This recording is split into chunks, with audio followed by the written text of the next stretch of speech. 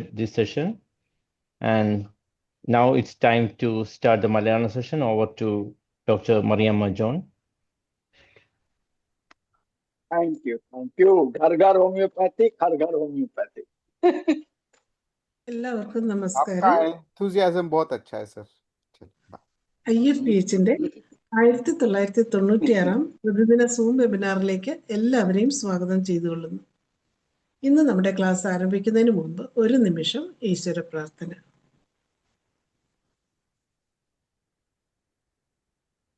നന്ദി. ഇന്ന് നമുക്ക് അതിഥിയായി എത്തിയിരിക്കുന്നത് നമ്മുടെ എല്ലാം പ്രിയങ്കരനായ ഡോക്ടർ TN ശ്രീധരക്കുറുപ്പ് സാറാണ്. Retired assistant director, central council for research homoeopathy, Kottayam. 48 വർഷത്തെ ചികിത്സാനുഭവങ്ങളുള്ള സാറ് ഇതിനോടകം വളരെയധികം വിലപ്പെട്ട ക്ലാസ്സുകൾ നമുക്ക് തന്നു കഴിഞ്ഞു. ഇന്നത്തെ വിഷയം പുകവലിയും ഹോമിയോപ്പതിയും എന്നുള്ളതാണ്. ഈ വിഷയത്തിൽ ക്ലാസ് എടുക്കുന്നതിന് ഡോക്ടർ TN ശ്രീധരക്കുറുപ്പ് സാറിനെ ആദരപൂർവ്വം സ്നേഹപൂർവ്വം ഈ പ്ലാറ്റ്ഫോമിലേക്ക് സ്വാഗതം ചെയ്തുകൊള്ളുന്നു. സാറിന് ആരംഭിക്കാം. Thank you very much. എല്ലാവർക്കും നമസ്കാരം. ഇന്നത്തെ വിഷയം പുകവലി ഹോമിയോപ്പതി എന്നുള്ളതാണ്. അപ്പം എനിക്കിങ്ങനെ ഒരു അവസരം തരുന്ന ഈ IFHന്റെ എല്ലാ സാരഥികൾക്കും ഈ പ്ലാറ്റ്ഫോമിനും വളരെയധികം നന്ദി. അതുപോലെ തന്നെ എൻ്റെ ഗുരുക്കന്മാർക്കും വളരെയധികം ആദരപൂർവ്വം നന്ദി പറഞ്ഞുകൊണ്ട് തുടങ്ങട്ടെ. ഇത് പുകവലി എന്ന് പറയുന്നത് മൂന്നാം ലോകത്തെ ഒരു പകർച്ചവ്യാധി തന്നെയാണ്. ഞാൻ ആദ്യം എൻ്റെ ഒരു ചരിത്രം പറയാം. ഞാൻ ആദ്യം അതായത് MDക്ക് പഠിച്ചുകൊണ്ടിരുന്നപ്പം ഒറ്റയ്ക്കായിരുന്നു. അന്നേരം രാത്രി കാപ്പി അനത്താൻ കഴിയാഞ്ഞിട്ട് ആദ്യം ഒരു സിഗരറ്റ് തുടങ്ങി, 2ആയി, 1 പാക്കറ്റായി, 2ആയി, 3 പാക്കറ്റായി. അത് കഴിഞ്ഞ് ഒരു 2 മാസം കഴിഞ്ഞപ്പോൾ എൻ്റെ കാലയിൽ ഒരു വേദന, തള്ളവരന് അൺബിയറബിൾ പെയിൻ. സാധാരണ നമ്മുടെ ഹോമിയോപ്പതി അതങ്ങ് കുറയും, പക്ഷെ ഇത് എന്തുകൊണ്ടൊന്നും കുറഞ്ഞില്ല. അവസാനം ഞാൻ തീർച്ചയാക്കി. പിന്നെ അതിന് ടബാക്കോ അത് ഇതൊക്കെ ആൻറ്റിഡോട്ടൊക്കെ പലതും കഴിച്ചു, അതങ്ങ് പോയി. പിന്നെ ഞാനൊരു ശപഥം ചെയ്ത് മേല ജീവിതത്തിൽ പുകവലിക്കുകയില്ല എന്നൊരു പ്രതിജ്ഞ എടുക്കുകയും നിർത്തുകയും ചെയ്തു. അതുകൊണ്ട് ഈ സ്വന്തം അനുഭവത്തിൽ കൂടെ വരുന്ന കാര്യങ്ങൾക്ക് നമുക്ക് കൂടുതൽ വിശ്വസനീയവും പ്രാവർത്തികമാക്കാൻ പറ്റും. അതുകൊണ്ട് അവനോട് തന്നെ തീരുമാനിക്കുക, നമ്മൾ ദൈനംദിന ജീവിതത്തിലെ പതിയെ പതിയെ മരണത്തിന് അടിമപ്പെടണോ രോഗത്തിന് അടിമപ്പെടണോ എന്നുള്ളതാണ് അവൻ തന്നെ തീരുമാനിക്കുക. അതാണ് ഏറ്റവും ഉത്തമമായ ഇത്. എങ്കിലും ഞാൻ ഇന്ന് പ്രിപ്പയർ ചെയ്ത കാര്യങ്ങൾ പറയാം. മൂന്നാം ലോക പുകവലി എന്നാണ് പറയുന്നത്. പാശ്ചാത്യ ലോകത്തും വികസിത രാജ്യങ്ങളിലും ലക്ഷക്കണക്കിന് ആളുകൾ പുകവലി ഉപേക്ഷിച്ചു കഴിഞ്ഞു. കൂടുതൽ പേർ ബുദ്ധിപൂർവ്വം അത് വിട്ടുകൊണ്ടിരിക്കുന്നു. അവർ ഉപേക്ഷിക്കുന്ന പലതും ഫാഷനായി എടുക്കുക എന്നത് പതിവാണ്. നമ്മുടെ എന്ന് തോന്നുന്നു. അമേരിക്കയിലും യൂറോപ്പിലും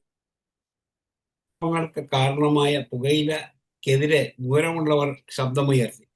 ശാസ്ത്രജ്ഞന്മാർ പ്രചരണം നടത്തി. 25,000-ഓളം ലേഖനങ്ങൾ അടുത്ത കാലത്ത് ഇറങ്ങി. അതിൻ്റെ ഫലം ആശാവകമാണ് താൻ. ഒരു പാശ്ചാത്യ രാജ്യത്ത് പുകവലിക്കുന്ന യുവാക്കളുടെ എണ്ണം പകുതിയിൽ നിന്ന് 1/3 താഴെ. 30 മില്യൺ ആളുകൾ പുകവലിയുടെ മാരക സ്വഭാവം മനസ്സിലാക്കി അത് പൂർണ്ണമായും ഉപേക്ഷിച്ചു. ലോകാരോഗ്യ സംഘടനയുടെ വാക്കുകളിൽ അന്താരാഷ്ട്ര പുകയില വ്യവസായത്തിന്റെ നിരുത്തരവാദിത്വപരമായ പെരുമാറ്റവും അതിൻ്റെ വിപുലമായ പരസ്യങ്ങളും പ്രോത്സാഹനങ്ങളും ഒട്ടേറെ അനാവശ്യമായ അകാല മരണങ്ങൾക്ക് നേരിട്ട് കാരണമാകുന്നുണ്ട്. മനസ്സിലാകുന്നുണ്ടോ? ഉണ്ട് സാറേ. സ്പീഡ് കൂടുകയോ എന്തെങ്കിലും പ്രശ്നങ്ങളോ ഉണ്ടെങ്കിൽ ഒന്ന് പറഞ്ഞോണേ. പറഞ്ഞേക്കാം. രോഗങ്ങളുടെ കാരണങ്ങളിൽ പുകവലി അതിപ്രധാനം തന്നെ. ഇന്ന് സംഭവിക്കുന്ന അകാല ചരമങ്ങൾ ഒരുപക്ഷെ ടൈഫോയിഡ്, കോളറ, ക്ഷയം എന്നീ പകർച്ചവ്യാധികളെക്കാൾ പ്രധാന കാരണം പുകയിലയാണത്രേ. അത് നാം അറിയുന്നില്ല എന്നതാണ് ശോചനീയം. മനസ്സ് വെച്ചാൽ എളുപ്പം തടയാവുന്നത്രേ ഉള്ളൂ. വിവരമുള്ള മനുഷ്യർ അത് മനസ്സിലാക്കി കഴിഞ്ഞു. അതുകൊണ്ട് അവരിത് ഉപേക്ഷിക്കുന്നു. അവികസിത രാജ്യക്കാർ സായിപ്പ് ഉപേക്ഷിച്ചിട്ട് വെട്ടി വിഴുങ്ങുകയാണ്. കൗമാരപ്രായക്കാരാണ് കൂടുതലും എന്നത് ആശങ്കാജനം നമ്മൾ ഉളവാക്കുന്നതാണ്. അവർക്ക് പണം ഉണ്ടാക്കണം. സ്വന്തം നാട്ടിൽ നിന്ന് കിണി മൂന്നാം ലോകത്ത് കൊണ്ടുവന്ന് ഇറക്കുകയാണ്. പുകയില വ്യവസായികൾ അവർക്ക് പണമുണ്ടാക്കണം, കൊള്ളലാഭം വേണം. ലക്ഷക്കണക്കിന് മനുഷ്യജീവൻ ഇഞ്ചിഞ്ചായി മരിക്കുന്നത് അവർക്ക് പ്രശ്നമില്ല. നഷ്ടപ്പെട്ട 30 മില്യൺ വീണ്ടെടുക്കണം. അതവിടെ സാധിക്കില്ല. അതുകൊണ്ട് മൂന്നാം ലോകത്തേക്ക് ഇറങ്ങിയിരിക്കുകയാണ്. അവികസിത രാജ്യങ്ങളിൽ ആധിപത്യം ഉറപ്പിക്കാനും അവിടുത്തെ സമ്പത്തും ആരോഗ്യവും ജീവനും ചൂഷണം ചെയ്ത് കീശ വീർപ്പിക്കാനും അത് പണ്ടത്തെ അടിമത്ത വ്യവസ്ഥയെക്കാളും ഇടക്കാല സാമ്രാജ്യ വ്യവസ്ഥയെക്കാളും കോളനിമായ ചൂഷണമത്രേ. സ്പീഡ് കൂടുന്നുണ്ടെ പറഞ്ഞോണേ. പറയാം സാറേ.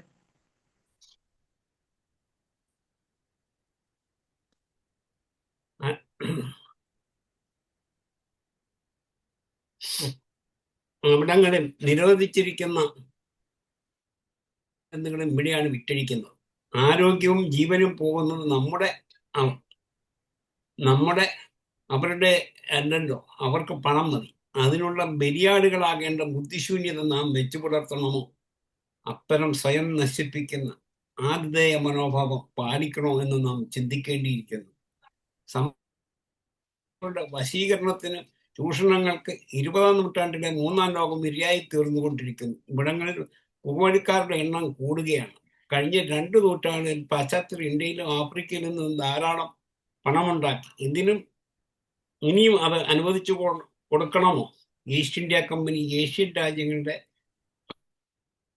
അനേകായിരങ്ങളുടെ ജീവൻ പണയപ്പെടുത്തി പണമുണ്ടാക്കി. 1830 ബ്രിട്ടീഷ് ഹൗസ് ഓഫ് കോമൺസ് നിയമിച്ച കമ്മിറ്റിയുടെ അന്വേഷണത്തിൽ ഈസ്റ്റ് ഇന്ത്യ കമ്പനി കറുപ്പ് വ്യവസായത്തിൽ ഭീമമായ ലാഭം ഉണ്ടാക്കിയെന്നാണ് കണ്ടിട്ടുള്ളത്. കറുപ്പ് വ്യവസായത്തിലെ അവരുടെ കുത്തക കമ്മിറ്റി വകവെച്ചു കൊടുത്തു. അത് മൂത്ത് ചൈനയുമായി നടത്തിയ കറുപ്പ് യുദ്ധത്തിന്റെ കരിനിഴലിൽ ചരിത്രത്തിൽ നിന്ന് മാഞ്ഞുപോയിട്ടില്ല. അതുമുതൽ ചൈനയിൽ പാശ്ചാത്യർക്ക് താല്പര്യമില്ല തന്നെ. ഇന്നും ഈ വെല്ലുവിളി അവശേഷിക്കുന്നു. അമേരിക്കയിലും യൂറോപ്പിൽ അനേക ലക്ഷങ്ങൾ പുകവലി ഉപേക്ഷിച്ചത് കൊണ്ട് വ്യവസായങ്ങൾക്ക് വന്ന നഷ്ടം പരിഹരിക്കാൻ മൂന്നാം ലോകത്തെ നിരപരാധികളായവർ സ്വന്തം ആരോഗ്യവും ജീവനും പണയപ്പെടുത്തണമോ? മറ്റുള്ളവരുടെ അനുഭവത്തിൽ നിന്നും നമുക്ക് പഠിക്കരുതോ? മുൻകാലങ്ങളിൽ ആരോഗ്യമുണ്ടായിരുന്നു, പണവുമുണ്ടായിരുന്നില്ല. പണമായി തുടങ്ങി അതോടെ ആരോഗ്യം ക്ഷയിക്കുന്നു. വേണ്ടാത്ത രോഗങ്ങൾ പണം കൊടുത്ത് വഹിക്കുന്നു.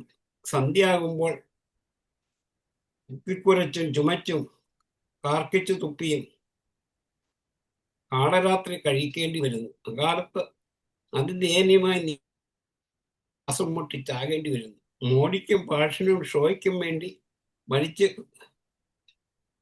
കുടിച്ച് പുകയില പുകച്ച് കളഞ്ഞ ജീവിതങ്ങൾ. ഇഞ്ചിഞ്ചായി സാവധാനം മരിക്കാതെ മരപ്പിക്കുന്ന എംഫിസിമ, ശ്വാസകോശ ക്യാൻസർ തുടങ്ങിയ രോഗങ്ങൾ പുകയുടെ പരിണതഫലമത്രേ. മറ്റുള്ളവരുടെ കഴിക്കുന്ന അനുഭവങ്ങൾ നമ്മെ പഠിപ്പിക്കാൻ എത്ര നാൾ കഴിയണമോ ആവോ?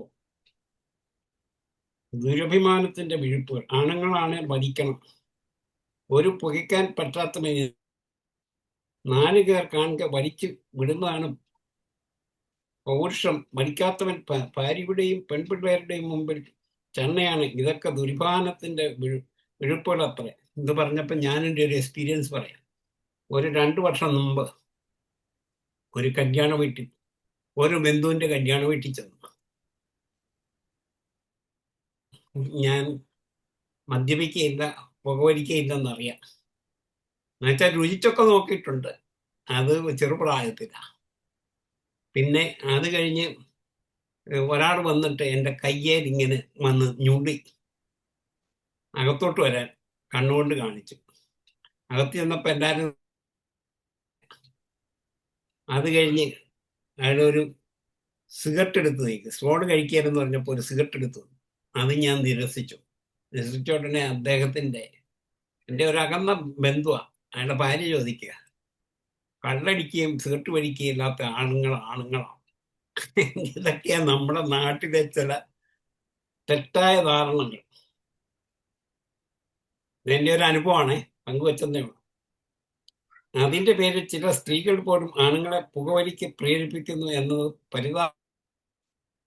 പരസ്യക്കാർ അത് ചൂഷണം ചെയ്യുന്നുണ്ട്. വിഘാതനാകുന്ന ഏത് പെൺകുട്ടിക്കും ആഗ്രഹമുണ്ടല്ലോ തന്റെ ഭർത്താവ് ആണായിരിക്കണമെന്ന്.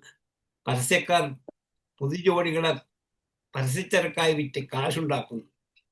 വളയിട്ട കൈകൊണ്ട് സിഗരറ്റ് കത്തിച്ചു കൊടുത്ത് ഭർത്താവ് തന്റെ ആണത്വം പ്രകടിപ്പിക്കാൻ അന്തരീക്ഷത്തിൽ ചോദ്യച്ചുരുളായി വരുന്നത് കണ്ട് പാവം പുതുഭാര്യ അഭിമാനത്തോടെ ഊറ്റം കൊള്ളുകയാണ്. തന്റെ ഭർത്താവ് ആണാണെന്ന് പരസ്യക്കാർ ഇത് ചിത്രീകരിക്കാനായി മുതലെടുപ്പും ചൂഷണവും നടത്തുന്നു. താഴെ മെയ്ഡ് ഫോർ ഈച്ച് അതർ എന്ന അഭിപ്രായവും കൊടുത്തിരിക്കും. പാവം പെൺകുട്ടിയുടെ ആത്മാഭിമാനത്തെയും വൈകാരികതയും ചൂഷണം നമ്മുടെ കലാകാരന്മാരെയും കായിക താരങ്ങളെയും സിനിമാ നടീനടന്മാരെയും വിലക്ക് വാങ്ങിയാണല്ലോ സിഗരറ്റ് കമ്പനികൾ പരസ്യങ്ങൾ പ്രദർശിപ്പിക്കുക. ഇതിനൊക്കെ വശംവരതാകാരിക്കാനുള്ള വീണ്ടും വിചാരവും വിവേചനാസക്തിയും നമുക്കിത് ഇല്ല എന്നുള്ളതാണ് പരിതാപകരം. ദുരഭിമാനമാണ് മൂലകാരണം. പുകയില്ല നിർമ്മാണം. ലോകത്താകെയുള്ള പുകയില നിർമ്മാണം 1976 5.5 മില്യൺ ടണ്ണിലേക്ക് അത് 20% വർദ്ധിച്ചു. ഇന്നതിലും കൂടിയിട്ടുണ്ട്. കാലാവസ്ഥ തീരെ അനുകൂലമല്ലാത്ത ചുരുക്കം ചില ഒഴിച്ചാൽ മറ്റു മിക്ക രാജ്യങ്ങളും പുകയില കൃഷി ചെയ്യുന്നുണ്ട്. ചൈനയിലാണ് ഏറ്റവും കൂടുതൽ, 2 മില്യൺ ടൺ. അമേരിക്ക 2ാം സ്ഥാനത്ത്, ഇന്ത്യ 3ാം സ്ഥാനത്ത്. Brazil, Bulgaria, Japan, Greece, Italy, Poland എല്ലാം ടൺ കണക്കിന് വീതം ഇങ്ങനെ പോകുന്നു. നിർമ്മാണ നിലവാരം Korea, Canada, Indonesia, Philippines, Rhodesia, Burma, Colombia, Cuba, Pakistan, Thailand, തെക്കേ ആഫ്രിക്ക, യൂഗോസ്ലാവിയ എന്നിവിടങ്ങളിൽ 100,000-ന് താഴെ മാത്രമേ നിർമ്മാണമുള്ളൂ. അടുത്ത കാലത്ത് കണക്കുകൾ കാണിക്കുന്നത് 3ാം ലോകത്തെ വികസിത രാജ്യങ്ങളിലാണ് പുകയില നിർമ്മാണം കുതിച്ചു കയറുന്നത് എന്നത്രേ. വികസിത രാജ്യങ്ങളിൽ നിർമ്മാണ വർധന താരതമ്യേന കുറവാണ്. അവിടങ്ങളിൽ ഉപയോഗം ഗണ്യമായി കുറഞ്ഞു. കയറ്റുമതി കൂടുകയും വികസിത രാജ്യങ്ങളിൽ ഉപയോഗം ഏറെക്കൂടി മാത്രമല്ല ഇറക്കുമതിയും കൂടി വരുന്നു. ഇങ്ങനെ വികസിത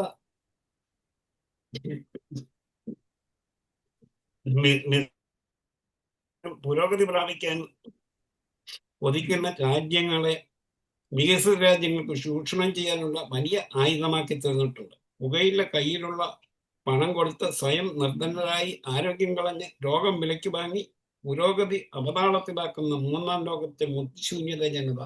ഭാരതം ഇക്കാര്യത്തിലും ഒട്ടും സിഗരറ്റ് നിർമ്മാണം. ലോകത്തിൽ ആകമാനമുള്ള സിഗരറ്റ് നിർമ്മാണം 1970-ൽ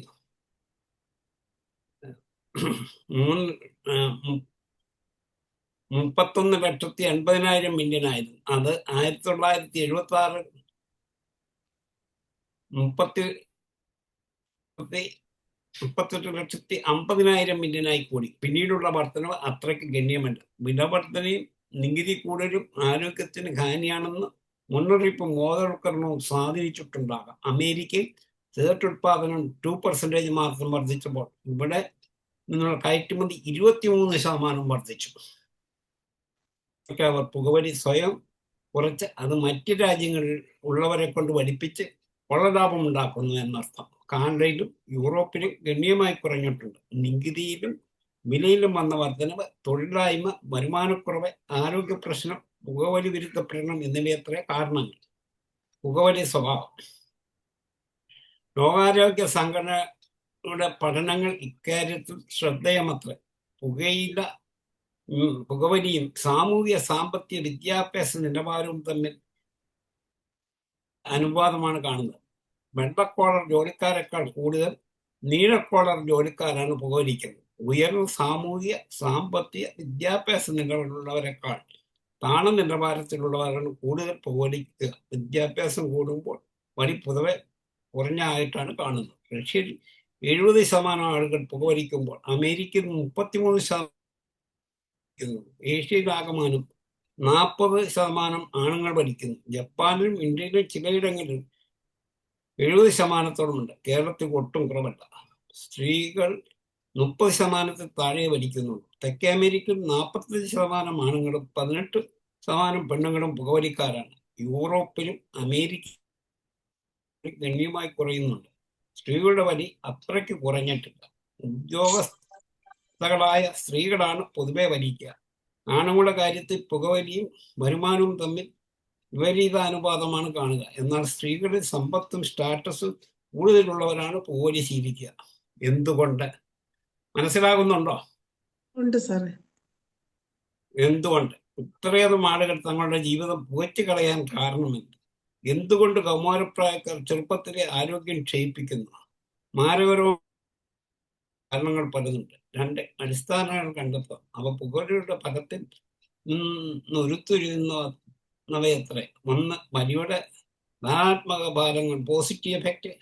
മറ്റേത് നിർദ്ദേശാത്മക ഫലങ്ങളും, നെഗറ്റീവ് എഫക്റ്റ്.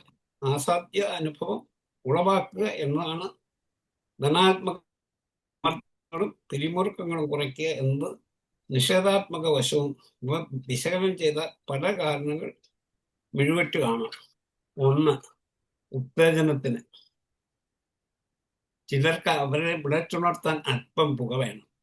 എലികളെ മാളത്തിൽ നിന്ന് പുകച്ച് ചാടിക്കുന്നത് പോലെ എണീക്കുമ്പോൾ ഒന്ന് പുകച്ചാലേ ബാക്കി കാര്യങ്ങൾ നടക്കൂ.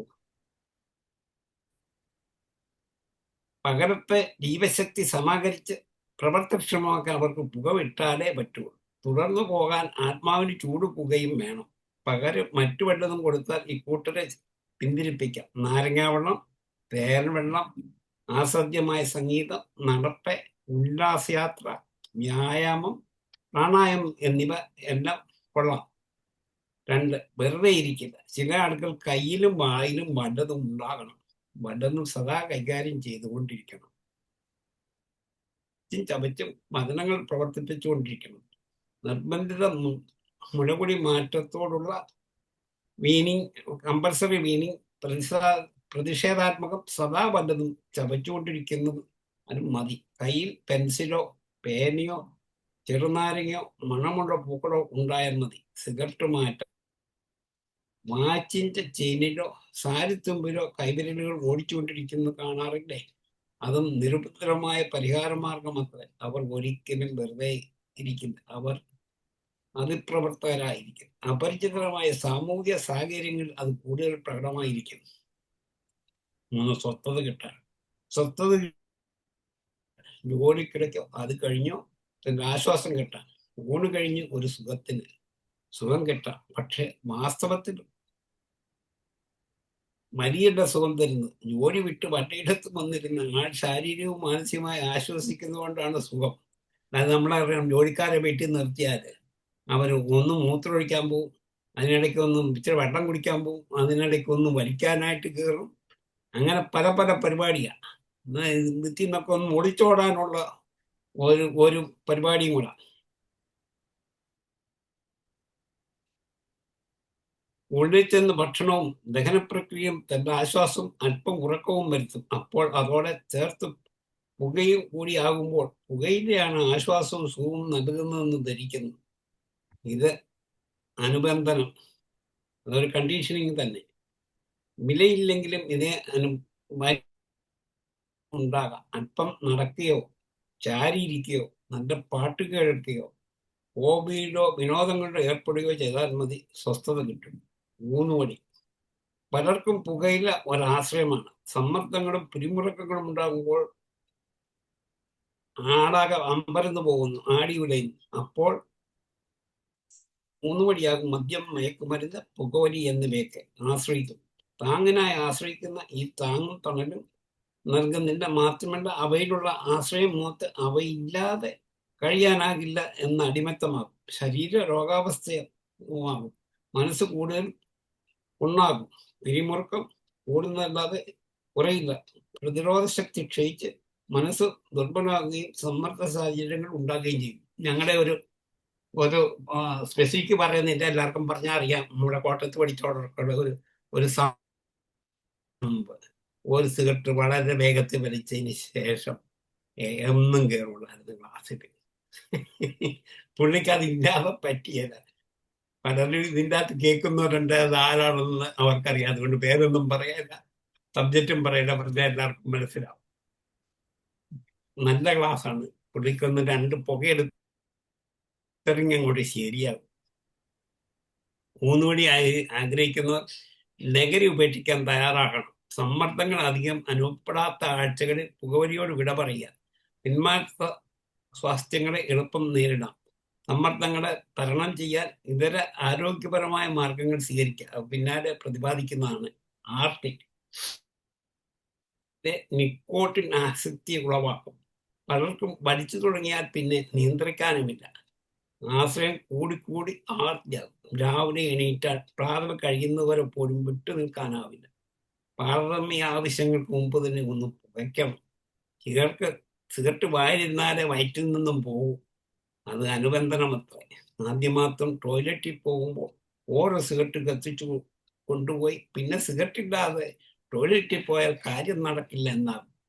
ഇതും സിഗരറ്റിന്റെ ഗുണം കൊണ്ടല്ല, തഴക്കം കൊണ്ടാണ്. തഴക്കവും എങ്കിൽ മാറ്റാവുന്നതേ ഉള്ളൂ. രാവിലെ വലിച്ച് തുടങ്ങുന്ന ആൾക്ക് പിന്നെ പുകച്ചാലെന്നേ സുഖമുള്ളൂ. രക്തത്തിൽ നിക്കോട്ടിന്റെ അംശം കുറയുമ്പോൾ അസ്വസ്ഥങ്ങളായി ശരീരം മനസ്സും ആർത്തി കാണിക്കും. തുടരെ വലിച്ചുകൊണ്ടിരിക്കും. ഉള്ളതും നീറിപ്പുകഞ്ഞിരിക്കും. സാവധാനം നിർത്താമെന്ന് കരുതിയാൽ ഇക്കൂട്ടർ വിജയിക്കും.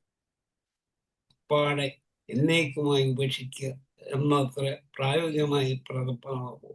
സിഗരറ്റ് വാങ്ങാതിരിക്കുക, കടയിൽ കയറാതിരിക്കുക, അതിനായി ചില്ലറ പൈസ കരുതാതിരിക്കുക, ഉള്ള പാക്കറ്റ് വലിച്ചെറിയുക, ആഷ്ട്രം മാറ്റുക. ഇതാണ് കരണീയം.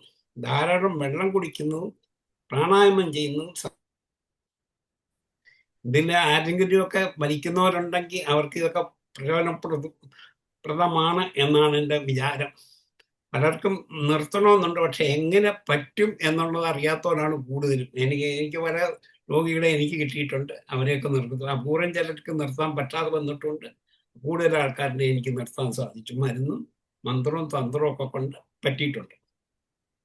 തഴക്കം. ചിലർക്ക് പുകവലി തഴക്ക ദോഷമത്രേ. തഴക്കമായതുകൊണ്ട് ദിവസം എത്ര ഒന്നും ഓർക്കാറേയില്ല. ഒരുതരം ഞരമ്പ് പേശി തഴക്കം, ന്യൂറോ മസ്കുലർ ഹാബിറ്റ്. അതിന് സഹായമായ പ്രക്രിയകൾ ഉണ്ടാകും.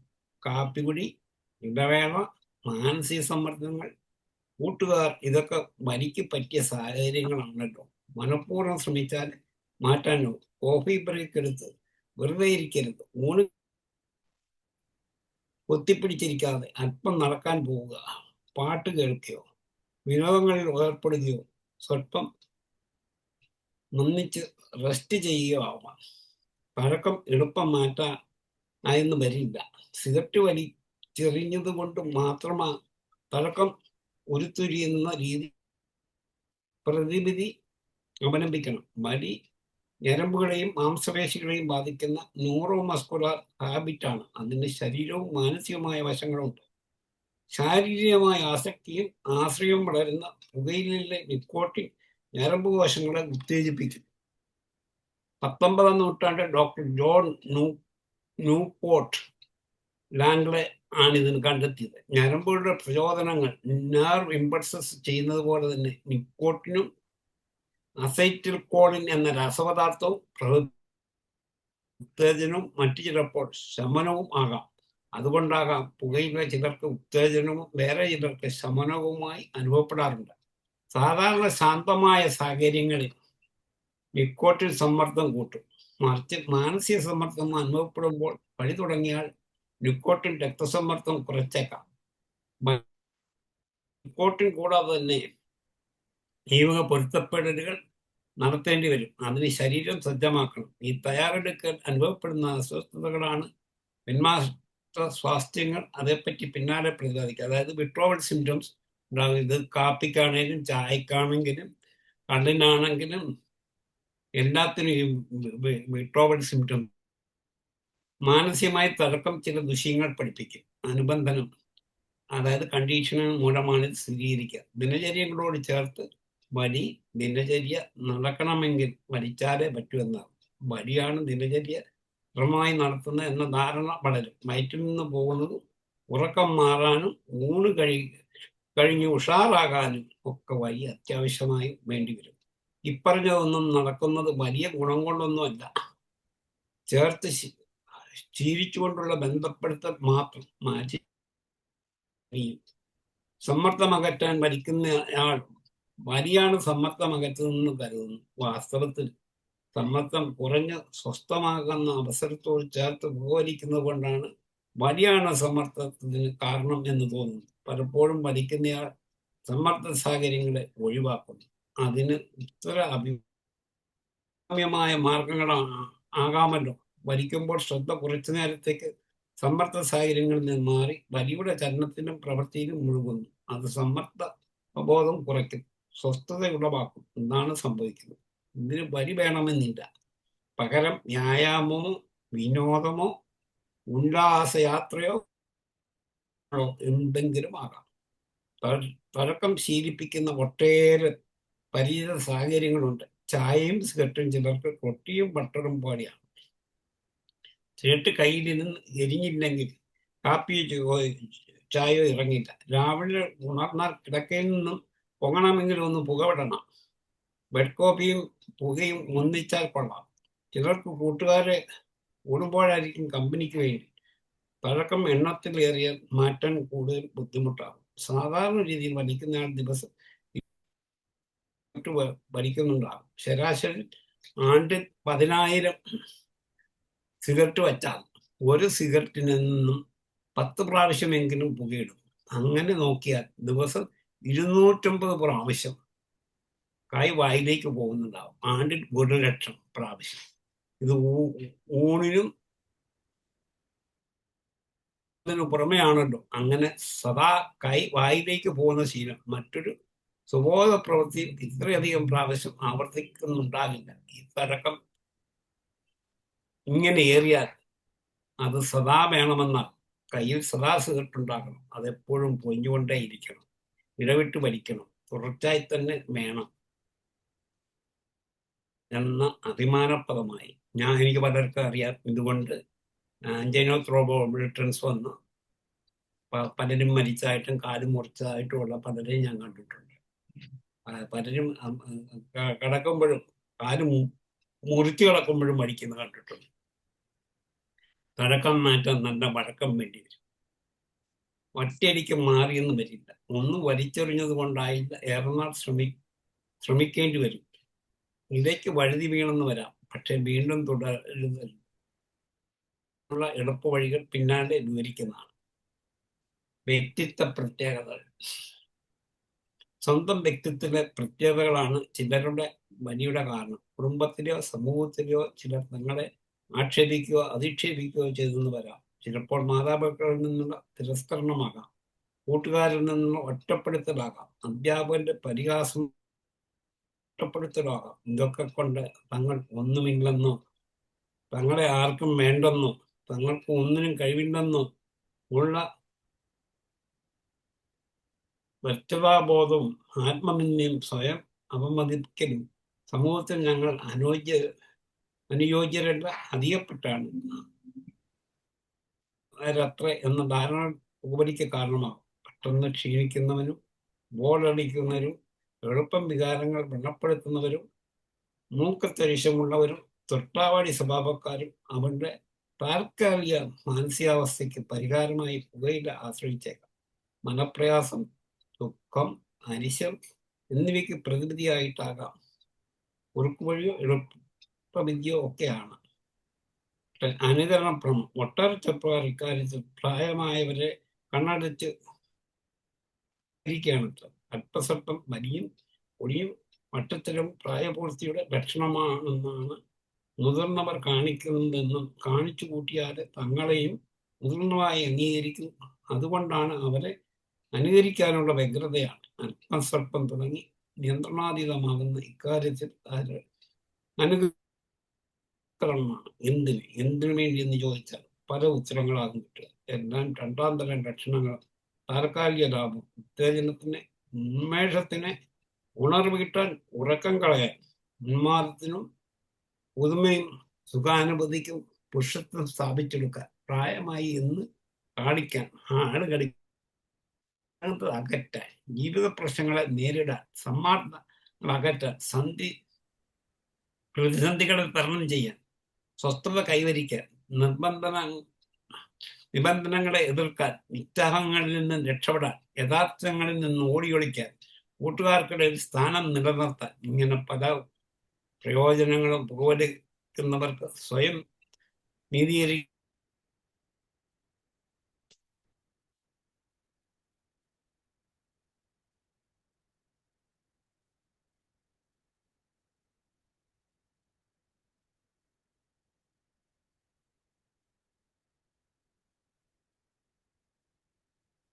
കേൾക്കാമോ?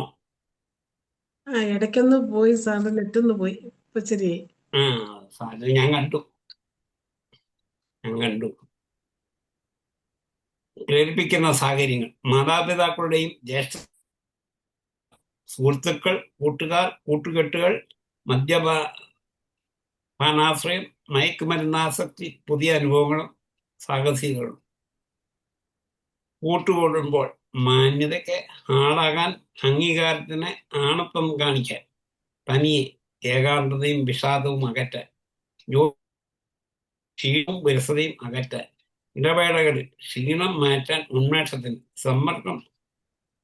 സംഘർഷമുള്ളപ്പോൾ രക്ഷാമാർഗമായി, കുടിക്കുമ്പോൾ കുടിയും വലിയും ഒന്നിച്ച്, ഭക്ഷണം കഴിഞ്ഞ് ഒരു രസത്തിന്, ഉറക്കം ഉണരുമ്പോൾ ഉന്മേഷത്തിന്, ഉറക്കം മുളച്ചിരിക്കുമ്പോൾ ഉറക്കം വരാതിരിക്കാൻ, ഈ സമയത്ത് വരി ഉപേക്ഷിക്കാൻ വേണ്ട മുൻകരുതലുകൾ എടുക്കേണ്ടതാണ്. നേരത്തെ പരിപാടി ഇതര മാർഗങ്ങൾ സ്വീകരിക്കാം. പുകയില ഘടകങ്ങൾ ആർത്തിയോടെ എന്തൊക്കെ ഉണ്ടെന്നും അവ എന്തൊക്കെ വരുത്തിവെക്കുമെന്നും അറിയേണ്ടതാണ്. എങ്കിൽ മടി കുറഞ്ഞേക്കാം, ചിലപ്പോൾ നിർത്തിയേക്കാം.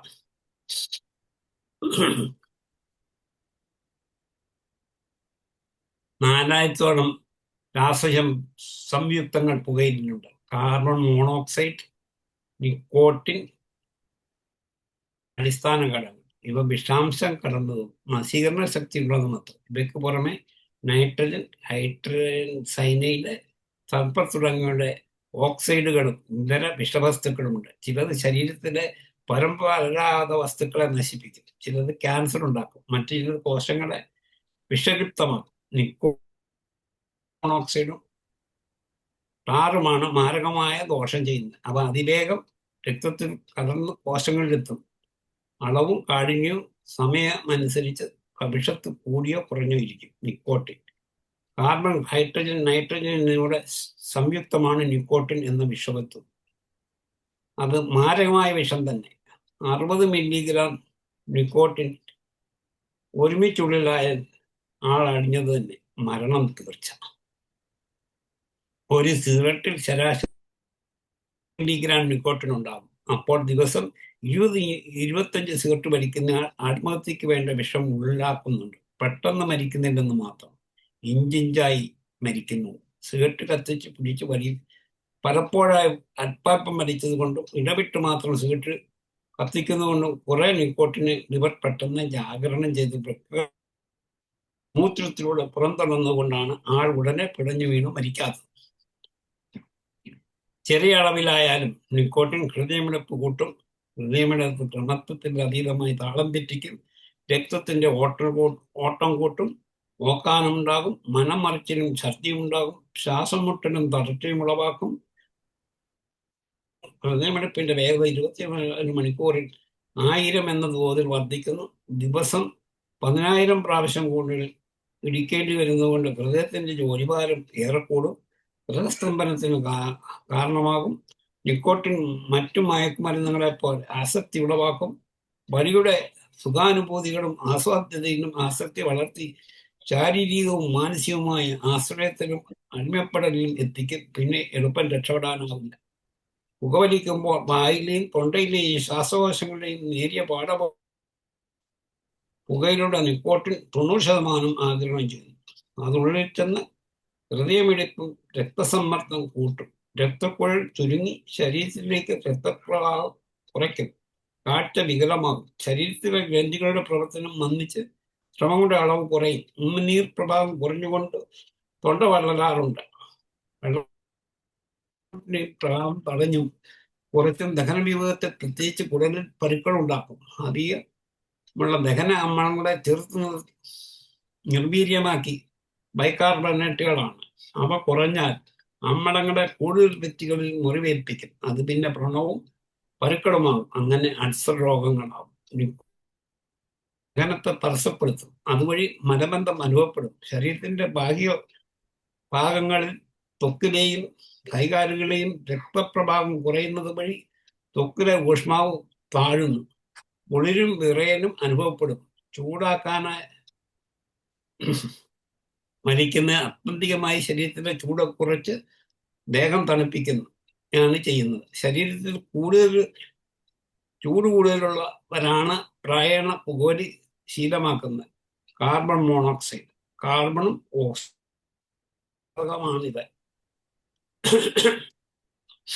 സ്വാഭാവികമായി വിഷാംശമുണ്ട്. ചുവന്ന രക്താണുക്കൾക്ക് ശരീരഭാഗങ്ങളിലേക്ക് പ്രാണവായു എത്തിക്കാനുള്ള കഴിവ് കുറച്ചു കളയും. ചുവന്ന രക്താണുകളിലുള്ള ഹീമോഗ്ലോബിൻ ആണല്ലോ ശരീരപേശികൾക്ക് പ്രാണവായു എത്തിക്കുക. ഹീമോഗ്ലോബിനെ മാറ്റി തലസ്ഥാനത്ത് കാർബൺ മോണോക്സൈഡ് കടന്നുകൂടും. വായു കിട്ടാതെ ശരീരകോശങ്ങളും കലകളും പേശികളും ദുർബലമാകും. ഹൃദയത്തിലേക്ക് രക്തം ആവശ്യത്തിന് ചെന്നാൽ ഹൃദയത്തിന്റെ പ്രവർത്തനം ദുർബലം മന്ദഗതിയിലുമാകും. ഹൃദയമിടിപ്പിന്റെ ക്രമം തെറ്റിപ്പോകും. രക്തം കട്ടിയാകാനുള്ള സാധ്യത കൂടും. എല്ലാം ആപൽക്കരങ്ങളാണ്. ടാർ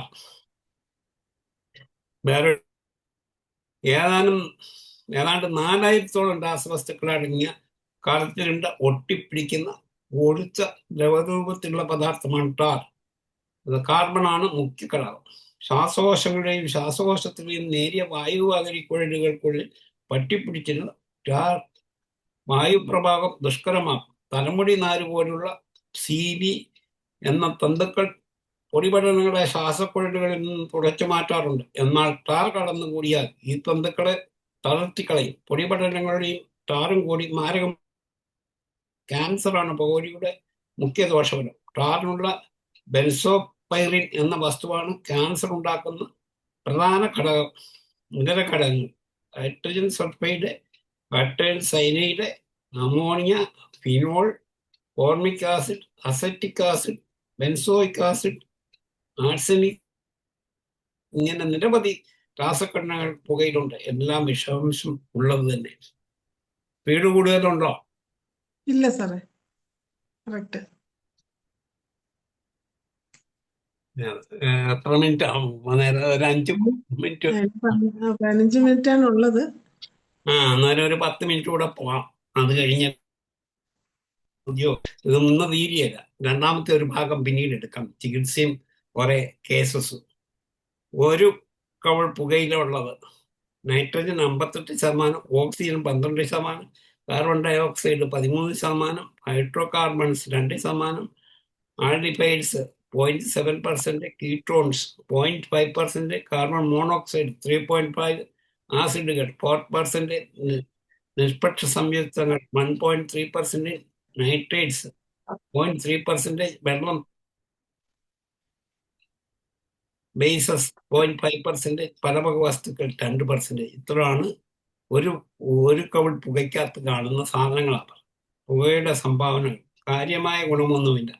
ഒട്ടേറെ രോഗങ്ങൾ വരുത്തും. അകാലചരമാണ് പുകവലിയുടെ ഏറ്റവും വലിയ സംഭാവന. പ്രധാനപ്പെട്ട സംഭവങ്ങൾ ക്യാൻസറും അൾസറും ഹൃദ്രോഗവും. പുകവലി ഒരാളെ തടക്കം കൊണ്ട് സ്വയം കൊല്ലുന്നു. ആത്മഹത്യ എന്ന ഭീകര ഒറ്റനോട്ടത്തിൽ കാണില്ല. വാസ്തവത്തിൽ ആത്മഹത്യ തന്നെ. ഉള്ളു മുഴുവൻ പുകഞ്ഞു നീറി സാവധാനം അകാലത്ത് മരിക്കുന്നു. പതുക്കെയാണെങ്കിലും ആത്മഹത്യ തന്നെ. പെട്ടെന്ന് മരിപ്പിക്കുന്നതെല്ലാം മാത്രമല്ല വിഷം. സാവധാനം മരിപ്പിക്കുന്നതുകൊണ്ട് വിഷം.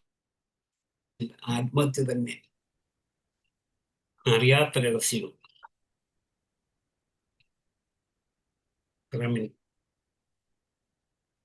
ഒരു ക്ലാസ് കൂടെ ഏതായാലും വേണം. അന്നേരം അതെ, ഒന്നല്ലെങ്കിൽ അതിൽ കൂടുതലുണ്ട്. നോക്കട്ടെ, അറിയാത്ത രഹസ്യങ്ങൾ. പുകവലിയുടെ സംഭാവനകൾ കുറെ രഹസ്യങ്ങളുണ്ട്, അവ അറിഞ്ഞിരിക്കേണ്ടതാണ്. സിഗരറ്റ് കത്തിക്കുമ്പോൾ ഓർക്കുന്നതും നന്നായിരിക്കും.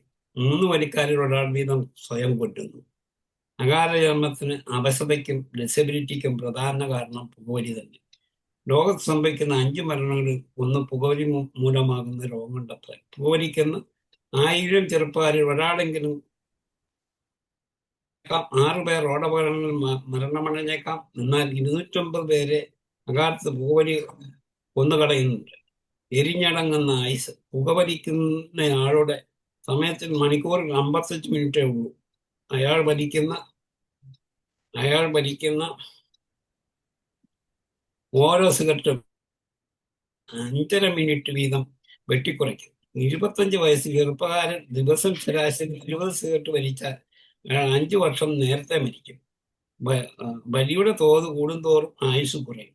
പുകച്ചു കളയുന്ന പണം. ശരാശരി ദിവസം 20 സിഗരറ്റ് വലിക്കുന്നയാൾക്ക് ദിവസം ചുരുങ്ങിയത് 10 രൂപ ചെലവാ. ഇപ്പൊ അതല്ല, അതിൽ കൂടുതലാട്ടോ. ഒരു വർഷം 3650 രൂപ. സാമാന്യം 30 വർഷം ജോലി ചെയ്യുന്നയാൾ ജോലിക്കാർക്ക് പുകച്ചു കളയുന്നത് 1 ലക്ഷം. ഇപ്പൊ അതിലൊക്കെ കൂടുതൽ ഇരട്ടിയ. 1-2 മക്കളുടെ വിദ്യാഭ്യാസത്തിന് മതിയാകുമല്ലോ. ഏകദേശം 70 ദിവസത്തിൽ പഠിക്കാൻ സാധിച്ചാൽ പുകച്ചു കളയുന്നത് 1.25 ലക്ഷം. അതിപ്പം 3-4 ഒക്കെ ആയിട്ടുണ്ട്. ഒരു സാധാരണ വരിക്കാരൻ 60 വയസ്സ് വരെ ജീവിച്ചാൽ 1.5 ലക്ഷം രൂപ. ഓക്കെ, ഇതിനിടയ്ക്ക് കൊച്ചുമോട് വന്നതാണ്. രാഷ്ട്രത്തിന് ഭീമമായ നഷ്ടം ഉണ്ട്. ചികിത്സിക്കാൻ വേണ്ടി ഏറെ പണം ചെലവാക്കുന്നുണ്ട്. പുകയില കൊണ്ടുണ്ടാക്കുന്ന രോഗങ്ങൾ കാരണം വ്യവസായശാലകളിൽ അനേക പ്രവൃത്തി ദിനങ്ങൾ നഷ്ടപ്പെടാറുണ്ട്. അത് സമരങ്ങൾ കൊണ്ടുണ്ടാക്കുന്നതിനേക്കാൾ ഭീമമായ നഷ്ടമാണ് താനും. ലോകത്ത് സംഭവിക്കുന്ന അഗ്നിബാധകളും ആളപായത്തിനും സ്വത്ത് നഷ്ടപ്പെടാനും പ്രധാന കാരണം പുകവലി അത്ര.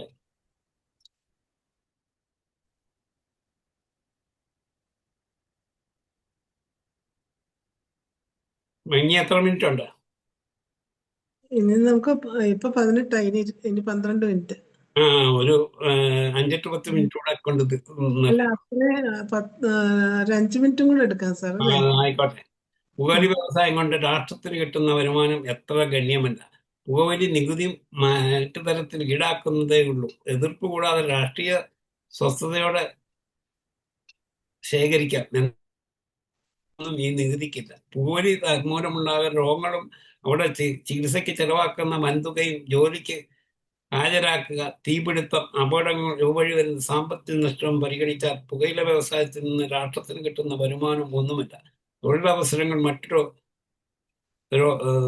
രംഗങ്ങളിലേക്ക് തിരിച്ചുവിടാവുന്നതേ ഉള്ളൂ. ലോകത്താകെയുള്ള പുസ്തക മുതലാളിത്തം 90% TTC, ട്രാൻസാക്ഷണൽ ടൊബാക്കോ കൺഗ്ലോമറേറ്റ് എന്ന കമ്പനികൾക്കാണ്. അവരാണ് വിലയും വിപണിയും നിയന്ത്രിക്കുക. മറ്റ് കമ്പനികളോ രാജ്യങ്ങളോ അടുത്തടിക്കില്ല.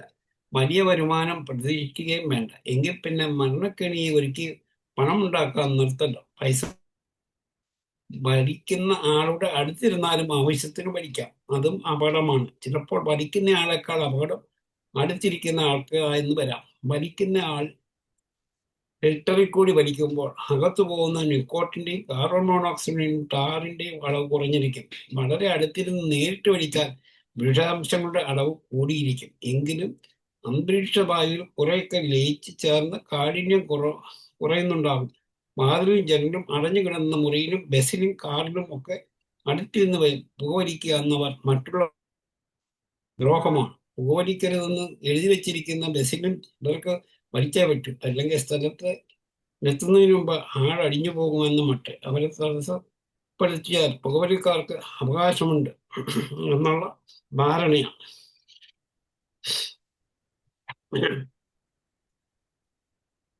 വായു ശ്വസിക്കാനും തന്നെ സ്ഥാപിച്ചെടുക്കാൻ ശ്രമിക്കാറുണ്ട് എന്നത് പരിതാപകരം തന്നെ. അടുത്തിരുന്ന് സിഗരറ്റ് വലിക്കുന്നത് വഴി മറ്റാർക്ക് പുക കിട്ടുന്നതിനെ passive smoking and side stream smoking എന്നൊക്കെ പറയും.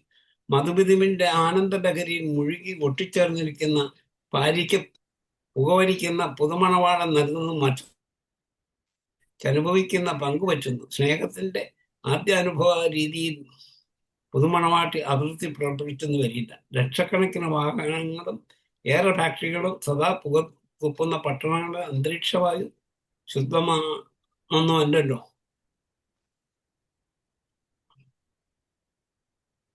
നിർത്തണോ അതോ 4-5 മിനിറ്റ് കൂടെ ഉണ്ടോ? ആ 4 മിനിറ്റ് എടുക്കാം. ഓക്കെ. ഉണ്ട്, 5 മിനിറ്റ് ഉണ്ട്. ആ പിഞ്ചു കുഞ്ഞിനെ ഓർത്തെങ്കിലും കൊച്ചു കുഞ്ഞുങ്ങളുള്ള വീട്ടിൽ പുകവലി കുഞ്ഞിനെ തോളിലേറ്റിൽ ആടിക്കുമ്പോഴും ചുണ്ടിലും മൂക്കിലും നിന്ന് വമിക്കുന്ന പ്രായമായവർ തങ്ങൾ ചെയ്യുന്ന അപരാധം അറിയാത്തതുകൊണ്ട് ക്ഷമിക്കാം. വിഷം കലർന്ന വായുവും പുകയും ശ്വസിക്കുന്ന കുഞ്ഞിന് ശ്വാസമുട്ടലും നെഞ്ചുവേദനയും ക്ഷീണവും തളർച്ചയും അനുഭവപ്പെടും. വിഷവസ്തുവിനെ ചെറുത്തു നിർത്താനായി ശക്തി കുഞ്ഞിന്റെ ആന്തരികാവയവങ്ങൾക്കുണ്ടാകില്ല. വേണ്ടവരിലേക്ക് ലഭിക്കാത്തതുകൊണ്ട് ബുദ്ധിമാന്യം പോലുള്ള രോഗങ്ങളുണ്ടാകാം. വളർച്ചയുടെ ആദ്യ വർഷങ്ങളിൽ പുക ഗുരുതരമായ പ്രത്യാഘാതങ്ങൾ ഉണ്ടാക്കും. കുഞ്ഞുങ്ങളിലുള്ള മുറിയിലും വീട്ടിലും അവരുടെ അടുത്ത് വെച്ചും പുകവലിക്കുന്നത് അവരുടെ വളർച്ചയെ മുരടിപ്പിക്കുന്നു. അമ്മ വിളമ്പുന്ന വിഷം മാറോണച്ച് മടിയിലിരുത്തിയ അമ്മ വിളമ്പുന്ന അമ്മിഞ്ഞിയിലും വിഷമുണ്ടെന്ന് അമ്മമാർ അറിയുന്നുണ്ടോ?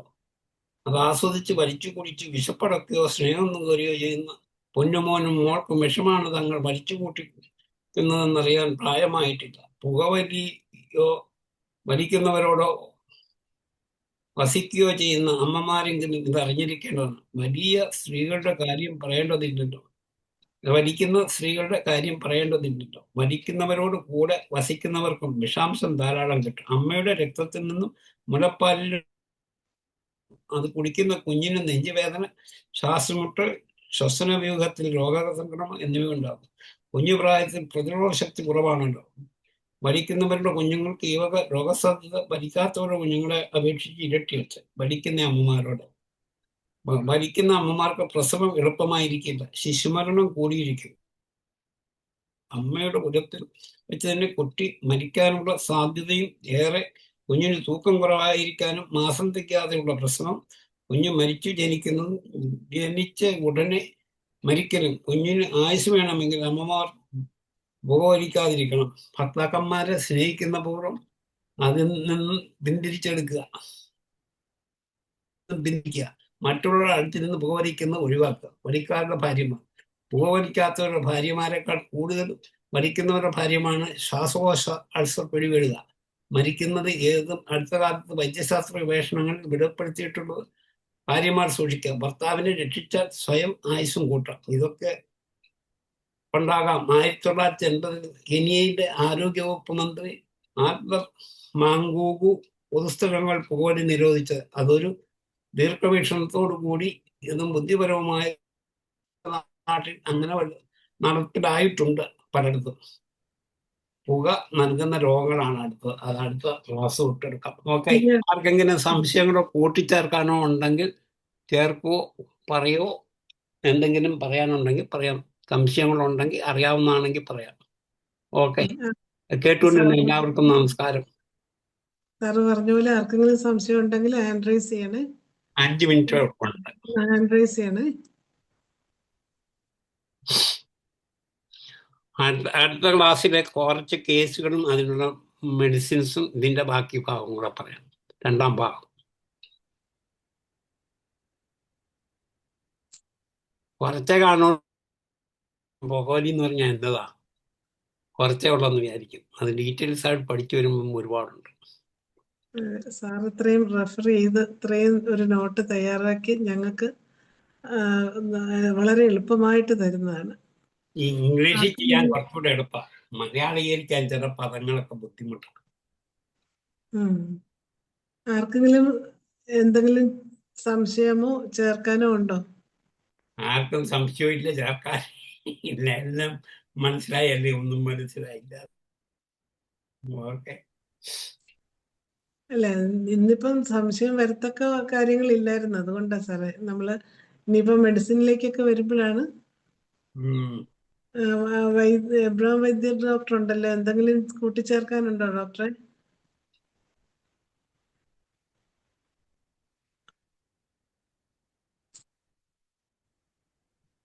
എബ്രഹാം വൈദ്യൻ ഡോക്ടർക്ക് ഇതിന് ഡി അഡിഷനിലൊക്കെ നല്ല അനുഭവങ്ങളുള്ള ഡോക്ടറാണ്. എന്തെങ്കിലും കൂട്ടിച്ചേർക്കാനുണ്ടോ?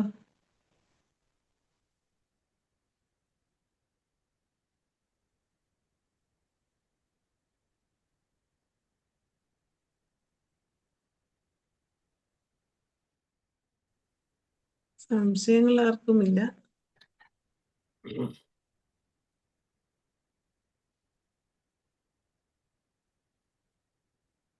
ബിനോയ് ഡോക്ടർ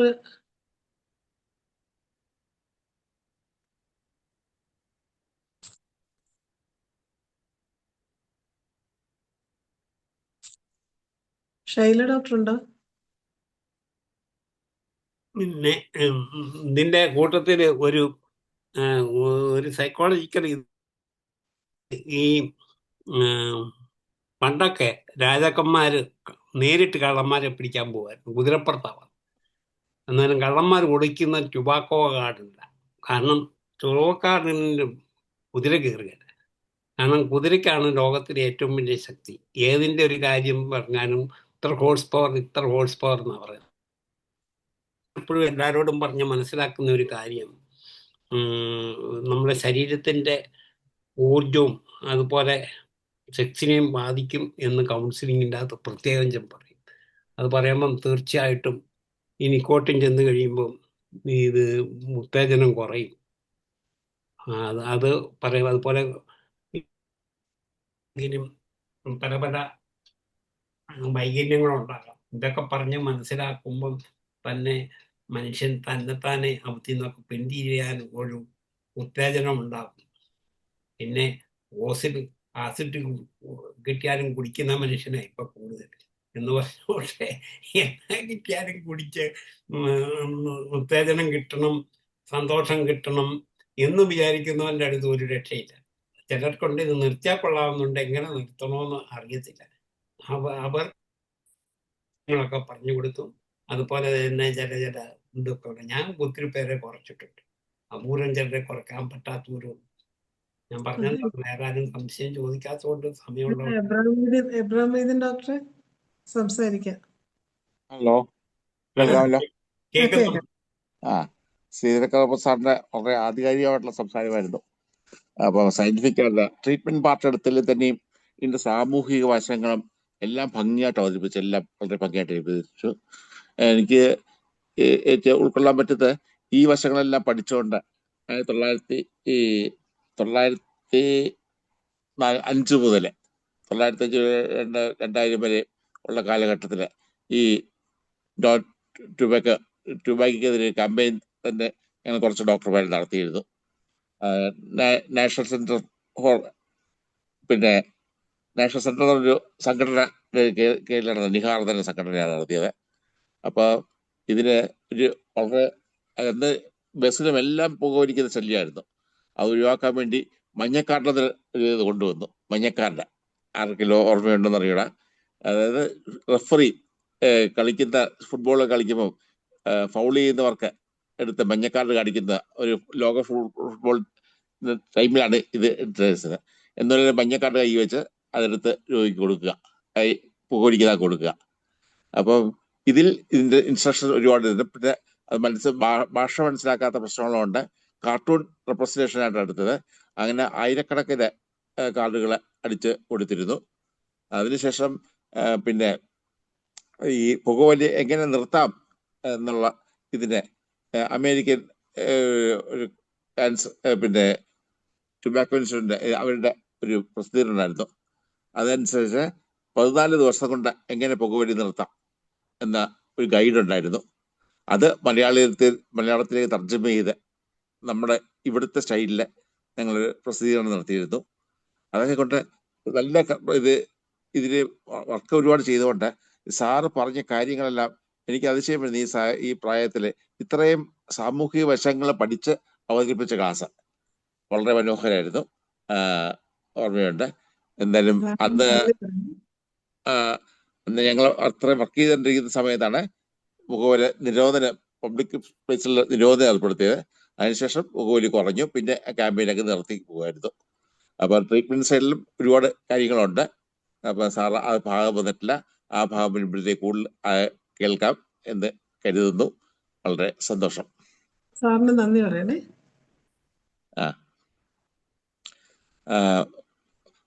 ഇനിയും എന്ത് നന്ദി വേണ്ട, സാറ് വളരെ ആധികാരികമായിട്ട് പഠിച്ചു. ഞാൻ പറയും, ഡോക്ടറിന്റെ ഉപരി സാമൂഹിക വശങ്ങളെ ഏറ്റവും നന്നായിട്ട് പഠിച്ച് എല്ലാ വിഷയവും അവതരിപ്പിച്ച് ആണ് ഈ ക്ലാസ് എടുത്തത്. അപ്പം സാറിന് എങ്ങനെ നന്ദി പറയുമെന്ന് അറിഞ്ഞൂടാ. സാറ് ഡോക്ടർ എന്നുള്ള രീതിയിൽ ഏറ്റവും ഭംഗിയായിട്ട് കാര്യം സാമൂഹ്യ ക്ഷേമം ഉയർത്തിപ്പിടിക്കാനുള്ള അർജവം എല്ലാം സാറിന് ഏറ്റവും നന്നായിട്ടുണ്ടായിരുന്നു. അതുകൊണ്ട് സെക്കൻഡ് പാർട്ടിനെ കാത്തിരിക്കുന്നു. ചികിത്സ ട്രീറ്റ്മെന്റ് സൈഡ് ജനങ്ങൾക്ക് ഡോക്ടർമാർക്ക് കിട്ടിക്കഴിഞ്ഞാൽ ഏറെ നന്നായിരിക്കും. അപ്പം ഇത്ര നല്ലൊരു ക്ലാസ് എടുത്ത ശ്രീധരക്കുറുപ്പ് സാറിന് IFESന്റെ എല്ലാവരുടെയും പേരിൽ നന്ദി രേഖപ്പെടുത്തുന്നു. കൂടാതെ ഇതിൽ പങ്കെടുത്ത ഓരോരുത്തർക്കും കേട്ടിരുന്ന കുറച്ചു പേരെ ഉള്ളെങ്കിലും കേട്ടിരുന്ന എല്ലാവർക്കും നമ്മുടെ എല്ലാവരുടെയും പേരിൽ നന്ദി രേഖപ്പെടുത്തിക്കുന്നു. മക്കൾ അവസാനിപ്പിക്കുന്നു. നന്ദി ഇബ്രാഹിം വൈദ്യൻ ഡോക്ടറെ. ഏതായാലും അഭിപ്രായം പറയാൻ പറ്റിയ ഏറ്റവും യോഗ്യനായ ഡോക്ടർ തന്നെയായിരുന്നു ഇബ്രാഹിം വൈദ്യൻ ഡോക്ടർ. ഇതിൻ്റെ ക്യാമ്പയിനിൽ പ്രവർത്തിക്കുകയും അതിൻ്റെ ഫലം കണ്ടെത്തുകയും ചെയ്ത് വിവരം നമുക്ക് അറിയാൻ സാധിച്ചു. എന്തായാലും ഇതിൻ്റെ അടുത്ത സെക്ഷന് വേണ്ടി ഞങ്ങൾ കാത്തിരിക്കുകയാണ്. ശ്രീധരക്കുറുപ്പ് സാറിൻ്റെ ക്ലാസ്സുകളെല്ലാം തന്നെ വളരെ വിലപ്പെട്ടതാണ്. സാറിന് ഒരിക്കൽ കൂടി നന്ദി അറിയിക്കുന്നു. ഇന്നത്തെ നമ്മുടെ 1996 പ്രതിദിന സൂം വെബിനാർ വളരെയധികം നല്ല രീതിയിൽ നടത്തപ്പെട്ടു. ഇന്ന് ഈ സൂം വെബിനാർ ഇവിടെ അവസാനിക്കുകയാണ്. എല്ലാവർക്കും ശുഭരാത്രി. Good night. Good night.